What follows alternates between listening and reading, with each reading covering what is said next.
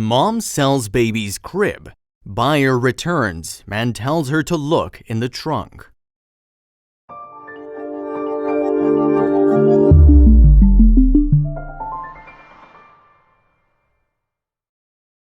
But before we start, please make sure to subscribe to m&rtv and hit the bell so you never miss any upload from us. Also, leave a like right now. Ricky watched while his wife inspected the crib he'd bought. He thought that she was being too critical of his purchase, like always. Then he heard her let out a cry of terror that would fit right into a horror film. Ricky sprinted over to his wife to see what the matter was, but when he saw it, he could see why she shrieked. He could feel his pulse start to race. Valerie Smith was extremely happy when she found out that she was with child. Even though she wasn't with the father of the child anymore, she was still excited to find a new chapter in her life. But Valerie had no idea how her world would change soon enough. A year after her pregnancy, Valerie needed money, and so she decided to clear out some of her clutter at the same time. She had a yard sale, and amongst the things she looked to sell, she noticed her crib in the corner of the room. She knew it was time to sell it. She posted an ad for it online, but she had no idea that there was a detail about the crib that was truly horrifying. In the same town, there was a carpenter by trade named Gerald Kumpula and his wife named Laureen. They noticed the ad for the crib and knew their granddaughter would need one for her pregnancy. It looked perfect. It was the right price and was good and sturdy. They thought it would be a bargain, but they didn't know what they were actually paying for. The elderly couple decided it was perfect and called Valerie to arrange a pickup. They didn't want to wait and would pick it up as soon as possible. Valerie was happy and told Gerald to come and get it in his trunk, but he didn't expect what would come next. When Gerald got there, he saw Valerie coming to greet him. She was dragging the crib along with her and it looked in great order. Why was she selling it? He tried to be friendly and asked Valerie what her child's name was. She seemed to ignore the question. What was her problem? He asked her one more time what her child's name was. Maybe she didn't hear the first time. It's not like the question was a delicate one. She hesitated and then quickly said, Noah. Gerald didn't really believe her. It was the way she looked down at the ground when she said it. Gerald then smiled politely, but Valerie did anything but smile back. She then asked him for the cash and then told him to leave. Gerald didn't understand what her problem was, but he still wanted the crib, so he gave her the cash and then put it in his trunk. He had no idea what discovery he'd soon make. Gerald got back home and was excited. He was happy with it and hoped his granddaughter would be just as ecstatic. It was a great gift. But when Gerald's wife came over to inspect the crib, she cried out in terror. Gerald sprinted over to see what the matter was. When he saw what the problem was, he felt his heart jump in his throat. He knew what his next move was. He loaded his truck with the crib and drove straight back to where he bought it. She would have to explain. Gerald arrived at Valerie's home and knocked on her door. A minute later, she answered, looking confused as to what he was doing back. Then she saw her crib, the same crib she'd sold him just a few hours ago. I know about Noah, Gerald said. Straight away, he could see the sadness in Valerie's eyes. It was at that moment then that Valerie revealed the truth to Gerald, and he wasn't prepared for it. You see, when she was more than halfway through her pregnancy, Valerie had started to suffer from backache and stomach pains. At first, she brushed it off as just pregnancy symptoms, but as the weeks went by, she knew something was going on, and she was right.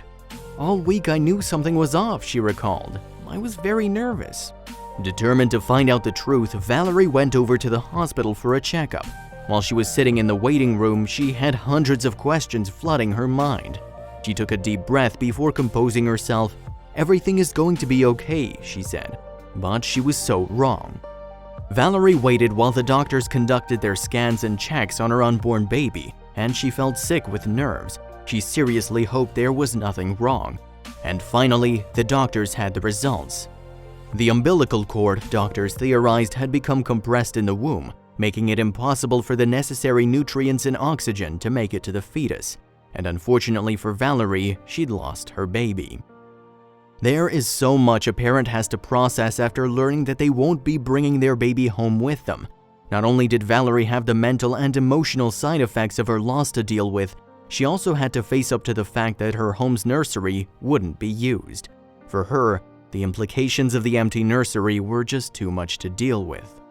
Valerie was devastated to hear the news. She so badly wanted it to be a nightmare that she was about to wake up from. But this was no nightmare, this was her reality. As the weeks passed, Valerie became a shell of herself. She was hardly eating and she hadn't left the house in weeks. Valerie could feel herself sinking further and further. In the days and weeks after her son's tragic passing, Valerie didn't know what to do with herself. She was supposed to be having sleepless nights because her baby was keeping her up, not because her house was eerily silent. It didn't help that there were so many reminders of her child everywhere she looked. But 11 months after her baby passed away, Valerie knew she had to make a change. It was what her baby would have wanted. Valerie missed smiling and laughing. So first on her list was to have a yard sale and get rid of any unwanted items. She came across the crib she'd bought for her baby and felt a lump in her throat. She knew she had to sell it. She didn't need it anymore and perhaps somebody else did. And that was when Gerald and his wife came across the crib advertisement online. Thinking of his own pregnant granddaughter, Gerald bought the crib. And it was only when he had taken the crib back to his home and his wife looked inside that he learned all about Noah and Valerie's horrific nightmare. You see, when Gerald's wife looked inside the crib, she saw something that stopped her cold and made her scream. As soon as Gerald heard his wife, he came over to look at what the problem was. And then he saw it too. Scribbled into the bottom of the crib was R.I.P. Noah 2019 to 2020. Straight away, Gerald felt heartbreak and devastation knowing the truth about this crib. He felt guilty for buying it off Valerie as it obviously meant a lot to her. So Gerald knew what he had to do to make things better. He got to work and completely transformed the crib into something spectacular.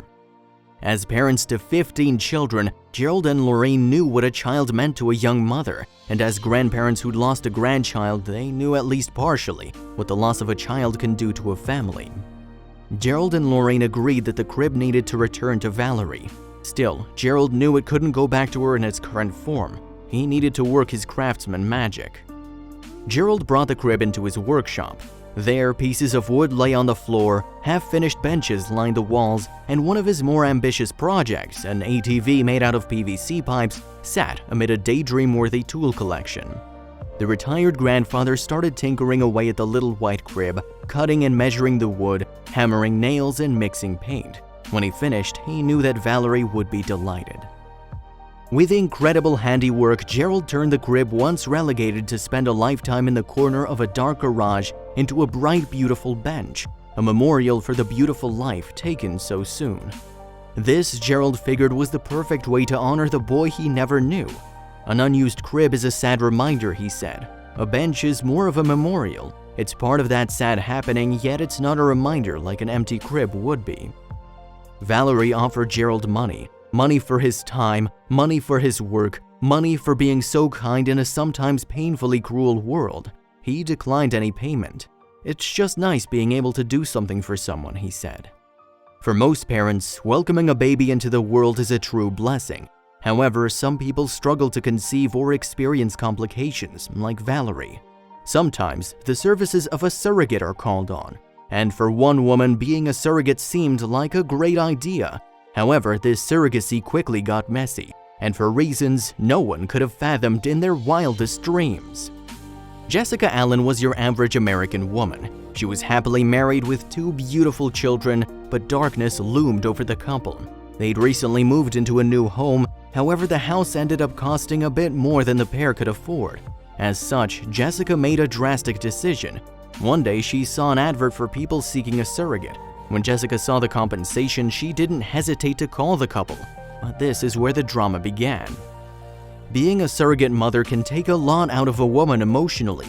When Jessica made the call to become a surrogate, her family weren't sure of the choice. Her husband was unsure of whether she would be able to sever the emotional ties. However, Jessica reasoned that she was in a sound enough headspace to deal with that when it happened. But she had no idea just how emotionally attached they'd both become to the baby. Wardell was not pleased with the developments, to say the least. Even though she swore not to get attached, he knew his wife. She loved their 2 children fiercely, and he worried about the bond she'd form with another child. Furthermore, he was not too pleased about the fact that they would not consummate until she was officially a pregnant surrogate. But when Jessica did fall pregnant, the first ultrasound visit left the whole family gobsmacked. Jessica went for a routine check as per usual, but that day there were surprises waiting for her. As the doctor performed the ultrasound, he noticed something odd. He picked up on 2 little heartbeats, furiously fluttering away. When he told Jessica, her jaw nearly hit the floor. She walked out dazed. As she phoned the couple to let them know, she beamed with excitement. The couple Jessica was caring for agreed to an hour's worth of bonding time post-birth. This would allow Jessica to properly say goodbye to the little life she'd carried for 9 months. Jessica was incredibly grateful for the opportunity. She'd grown fond of the babies. She also couldn't believe how quickly 9 months had flown by. It was a bittersweet ending to a surreal chapter in her life, but when she gave birth, everything changed. When Jessica gave birth to the twins, she noticed something peculiar. Something about one of the boys' faces just did not seem to match up. Jessica quickly brushed the thought aside and continued to enjoy her bonding hour.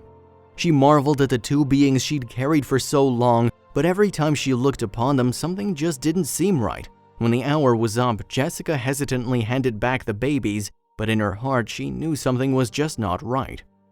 Against her better judgment, Jessica said farewell to the twins. This was difficult at first, but after a few days things started to look up for her once more.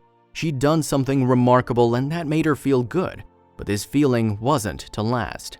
One evening, Jessica was preparing for bed. Suddenly, her phone flashed. When she read the message, her heart dropped. The accusatory message was accompanied by a photograph. The more Jessica studied it, the more her fears bubbled to the surface. All in one sickening instant, the realization dawned on her. How had she not seen it before? What Jessica didn't know was that she was about to begin the battle of her life.